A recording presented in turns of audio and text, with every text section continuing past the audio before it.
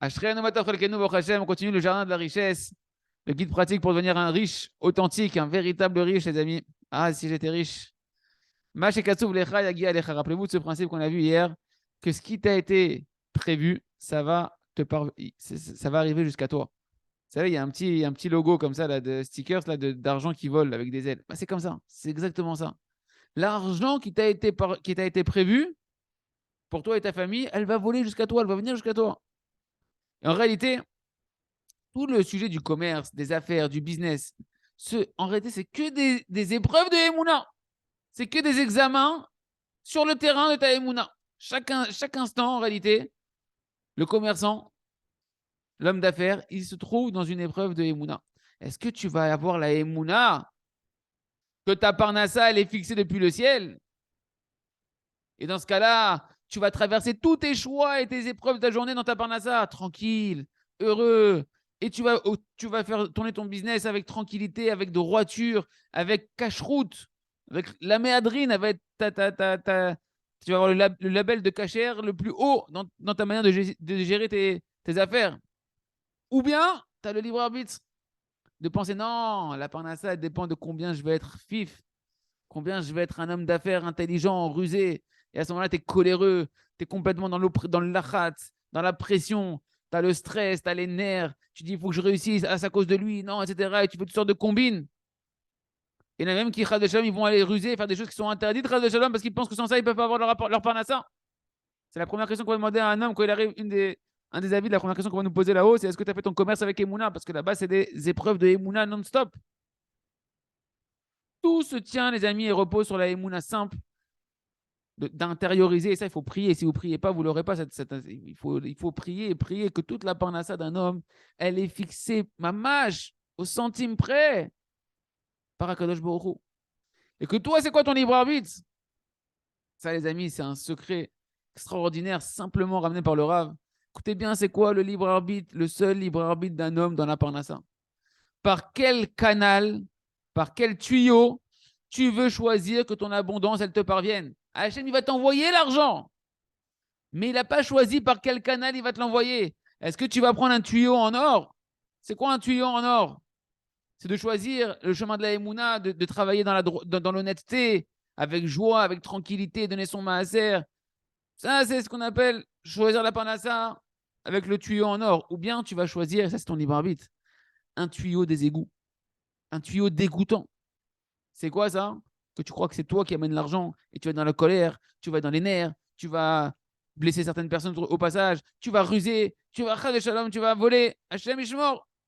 Il n'y a pas trois possibilités ici, il n'y en a que deux. Le Rav nous dit ou t'es Mahamine, ou ta foi que ce que tu dois recevoir comme panassa, tu vas la recevoir en son temps et en son heure.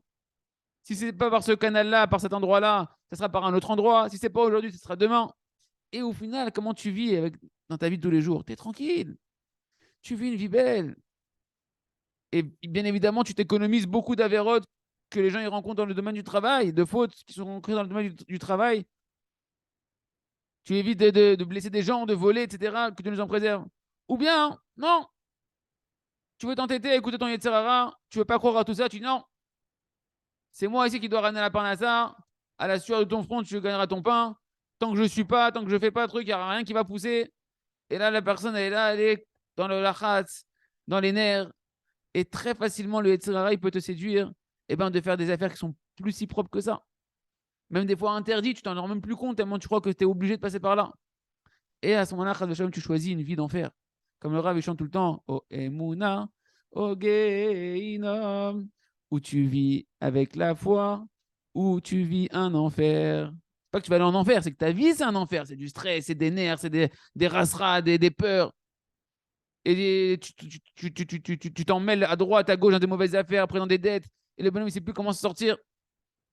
Il y en a qui sont arrivés en prison, à cause des petites affaires comme ça, pas nettes à droite et à gauche. Ou ils ont été trop rapides dans leur décision au niveau du commerce parce qu'ils pensent que c'est entre leurs mains. Et Baruch Hashem, on espère que tu n'es pas encore arrivé là. Mais même si tu n'es pas arrivé là, toute ta vie, reconnais que c'est un grand bilboul. C'est c'est des préoccupations, des stress, des rasseras.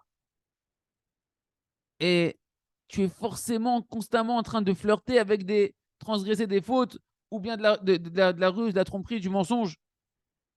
Moi-même qui étais dentiste, je fais une petite parenthèse. Combien je reconnais que c'était dur d'être un dentiste honnête. Quelqu'un qui veut être honnête, il se rend compte que c'est très très dur dans le commerce d'être honnête. Quelqu'un qui a tous les jours un moment où il s'introspecte et qui se regarde vraiment dans le miroir et qui veut savoir où est-ce qu'il en est, les amis, c'est extrêmement dur d'être honnête. Si tu n'es pas un amine que tout vient d'Hachem, tu es toujours en train avec le client, avec le patient, en train d'essayer de lui vendre un truc, non, mais c'est pour son bien, un truc. Arrête, arrête. C'est pas shoot. Tu te serais fait ça à toi, tu aurais fait ça à ta mère, tu aurais fait ça à ton père, tu sais pas. Non, mais c'est pas mon père. Bah oui, mais d'accord, mais donc. Ouais, je fais la parenthèse. Il faut se rappeler, tout est prévu du ciel. C'est que des épreuves. C'est que des épreuves de Emouna.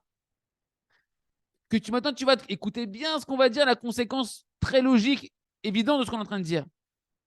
Que tu vas te comporter honnêtement ou pas, tu vas pas gagner un centime de plus.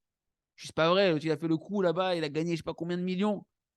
Laisse tomber, tu comprends rien. On te montrera qu'il n'a pas gagné un centime de plus. C'est-à-dire que ce million-là, il aurait dû le gagner, mais proprement. Mais non, s'il n'avait pas fait sa combine, il n'aurait pas eu. C'est faux. C'est un homme qui a une racine d'âme, il devait être millionnaire. Comment il va gagner son million, ça, c'est pas ton problème. C'est-à-dire quoi? Le commerçant qu'il est en train de faire maintenant sur son commerce droit, il a reçu exactement ce qu'il devait recevoir, pas un centime de plus. Mais l'autre commerçant qui a fait la plus grosse des combines des magouilles, il a reçu exactement ce qu'il devait recevoir, mais sauf qu'il a choisi de passer par un chemin tordu. Et il va payer les pots cassés d'une vie pourrie à cause de ça. Je veux qu'il fasse chouva. Un, il l'a reçu dans la droiture, avec la bracha. Il va avoir une véritable bracha dans l'utilisation de son argent.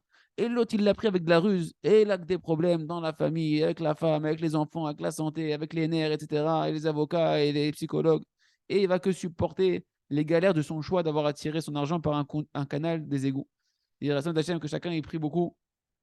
Quand vous faites poter, de beaucoup insister, d'avoir cette émouna que la parnassa vient d'Hachem, que Hachem nous aime, qui veut donner notre parnassa, rien qu'en faisant des sourires à Kadosh Baruch Hu, et que comme ça, on puisse avoir une vie tranquille, zen, et faire les bons choix dans la parnassa pour avoir une parnassa dans la bracha, bechavod, ou bekalut, chazak, venitrazek.